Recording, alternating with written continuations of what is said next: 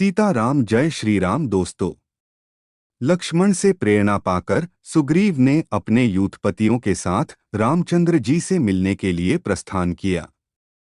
एक पालकी मंगाकर उसमें पहले लक्ष्मण को आरूढ़ किया और फिर स्वयं भी उसमें जा बैठा। शंखों और भेरियों की ध्वनि करते हुए सहस्त्रों वीरों के साथ सुग्रीव वहां पहुंचा जहां श्री राम निवास कर रहे थे। लक्ष्मण को आगे कर और हाथ जोड़कर विनीत भाव से सुग्रीव श्री राम के सम्मुख खड़ा हो गया।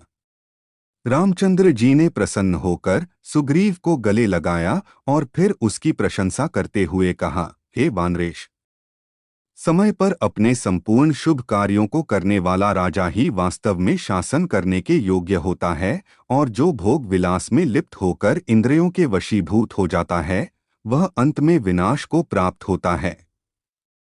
अब तुम्हारे उद्योग करने का समय आ गया है, अतएव तुम अपने मति अनुसार जैसा उचित समझो वैसा करो ताकि सीता का पता मुझे शीघ्र प्राप्त हो सके। जय श्री राम। श्री राम के नीतियुक्त वचन सुनकर सुग्रीव ने कहा, हे प्रभो, मैं तो आपका अकिंचन दास हूं। मैं आपके उपकार को कभी नहीं भूल सकता। जनकनंदिनी की शीघ्र खोज करवाने के उद्देश्य से मैं इन सहस्त्र वानर युष्पतियों को लेकर यहाँ उपस्थित हुआ हूँ। इन सबके पास अपनी अपनी सेनाएं हैं और ये स्वयं भी इंद्र के समान पराक्रमी हैं। आपकी आज्ञा पाते ही ये लंकापति रावण को मारकर सीता को ले आएंगे। इन्हें आप इस कार्य के लिए आज्ञा प्रदान करें। सुग्रीव की उत्साहवर्धक बात सुन कर राम बोले, राजन, सबसे पहले तो इस बात का पता लगाना चाहिए कि सीता जीवित भी है या नहीं। यदि जीवित है तो उसे कहाँ रखा गया है? रावण का निवास स्थान कहाँ है? उसके पास कितनी और कैसी सेना है? वह स्वयं कितना पराक्रमी है? इन समस्त बातों के ज्ञात हो जाने पर ही आगे की योजना पर विचार किया जाएगा। यह कार्य ऐसा है जिसे न मैं कर सकता हूं और न ही लक्ष्मण। केवल तुम ही अपनी सेना के द्वारा करवा सकते हो। जय श्री राम। हर हर महादेव।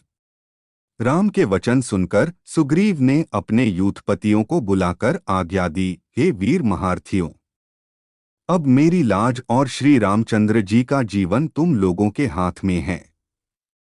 तुम दसों दिशाओं में जाकर जानकी जी की खोज करो।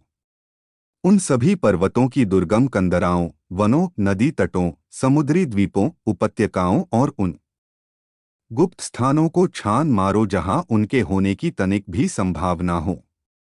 आकाश, पाताल, भूमंडल का कोई भी स्थान छिपा नहीं रहना चाहिए।